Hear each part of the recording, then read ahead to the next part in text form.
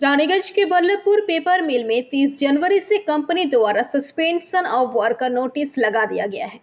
इससे पहले भी कारखाने के श्रमिकों को वेतन नहीं मिला था। 2 महीने से कारखाने के श्रमिकों को वेतन नहीं मिला है। ऊपर से सस्पेंशन ऑफ वर्क नोटिस लगा दिए जाने से कारखाने के श्रमिक अपने अस्तित्व को लेकर परेशान है।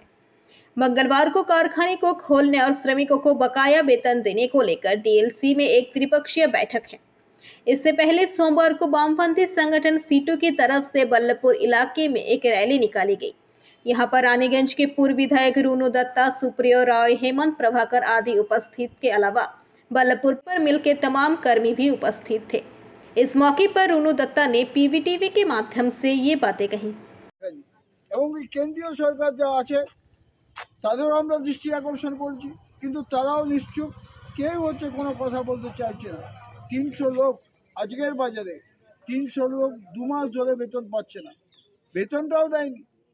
স্বাভাবিকভাবে এইরকম একজন মালিক এইরকম একটা পরিস্থিতিতে উদাস থাকা সরকারকে আমরা নাড়াবার জন্য কালকে আমরা ডিএলসি অফিসে একটা অবস্থান করব, বিক্ষোভ দেখাবো। যদিও আমরা শুনেছি যে এর আগে 2 তারিখে একটা মিটিং ডেকেছিল, কিন্তু মিটিংটা পোস্টপন্ড হয়নি, মালিকরা আসেনি। আমরা জানি না কালকে মালিকরা আসবে কি আসবে না। আসুক আর নাই আসুক, আমরা শ্রমিকদের কাছে অনুরোধ করছি, পেপার মিলের সব শ্রমিকদের কাছে, আমরা গ্রামবাসীর কাছে অনুরোধ করছি, আমরা এখানে যারা ছোটো ছোটো ব্যবসা আছে তাদেরও অনুরোধ করছি। এই 300 লোক যা রোজগার করে সেই টাকাটা রোল হয় এই বাজারে, এই দোকানপাটে রোল হয়। স্বাভাবিকভাবে এই কারখানা যদি বন্ধ হয়, এখানে যে ছোটো ছোটো ব্যবসা আছে সেগুলো ধীরে ধীরে বন্ধ হয়ে যাবে। আপনারা জানেন যে আমাদের কেন্দ্রের সরকার, রাজ্যের সরকার কোনো রকমভাবে কোনো রকম সহযোগিতা করছে না। এরা জিনিসপত্রের দাম বাড়ে, এরা উদাস হয়ে থাকে, কলকারখানা বন্ধ হয়, এরা উদাস হয়ে থাকে। কোনো কিছু নয়, মিথ্যে ছাড়া এই দুটো সরকার, দিল্লি এবং রাজ্য সরকার কোনো কথা বলে না। একমাত্র মিথ্যে প্রতিশ্রুতি দেওয়া ছাড়া এদের কোনো কাজকর্ম নেই। আমরা ওই জন্য অনুরোধ করছি, এখানকার যারা মানুষ আছেন, সাধারণ মানুষ আছেন, গরিব মানুষ আছেন, যারা অন্য পেশায় দিনমজুরি করেন, সবাইকে অনুরোধ করছি যে চলুন এই অঞ্চলের অর্থনীতিকে বাঁচাতে গেলে কালকে মিটিং হবে কি হবে না আমার জানা নেই, আমি জ্যোতিষী নয়। আমরা বলছি সবাই মিলে সেখানে যাই। আমরা একটু যাওয়ার ব্যবস্থাও করেছি কিছু লোককে। স্বাভাবিকভাবে এখান থেকে আমরা 1টার সময়, ঠিক 12:30 1টার সময় এখান থেকে আমরা যাব। আপনারা ইউনিয়ন অফিসের সামনে আমাদের কাছে আসবেন, আমরা যাব, আমরা বিক্ষোভ দেখাবো ডিএলসিকে।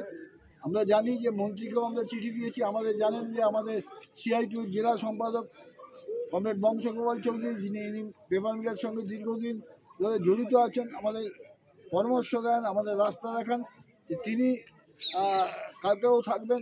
এবং তিনি হচ্ছে যে লেবার দপ্তরকে চিঠি দিয়েছেন, জয়েন্ট কমিশনারকে চিঠি দিয়েছেন, উনি হচ্ছে মলয় ঘটক মন্ত্রী, যে তাকেও জানিয়েছেন অবিলম্বে খোলার জন্যে। এবং কালকে উনি বলেছেন যে লেবারদের সঙ্গে, ওয়ার্কারদের সঙ্গে আমিও থাকবো কিছুক্ষণ, আমার কাজ আছে কিন্তু কিছুক্ষণ আমি থাকবো, যদি মিটিংয়ে থাকতে পারি ভালো, তা নাহলে ওয়ার্কারদের পাশে আমি আছি এবং শেষ পর্যন্ত থাকবো এবং এই কারখানা খুলেই আমরা ছাড়বো। আমরাও সেটা অঙ্গীকার করছি। আপনাদের সমর্থন যদি আমরা পাই, মানুষের সমর্থন যদি পাই, ওয়ার্কাররা, আমরা ওই জন্য ঝান্ডাও ধরিনি। এর আগে গেটে প্রতিদিন আমরা অবস্থান করছি, রাজনীতি ছেড়ে দিয়ে কারখানাকে বাঁচাবার স্বার্থে সব দলকেই আমরা বলেছি চলুন একসাথে আমরা কারখানাটাকে খুলি, পরে আমাদের যা লড়াই আছে আমরা দেখব, কিন্তু কারখানাটা আগে খুলতে হবে এবং বেতন দিতে হবে। এই দাবিতে আমরা কালকে যাব। আপনাদের অ্যাপিল করছি, অনুরোধ করছি, আপনারাও কাল যাবেন। এই কথা বলে আপনাদের লাল সালাম।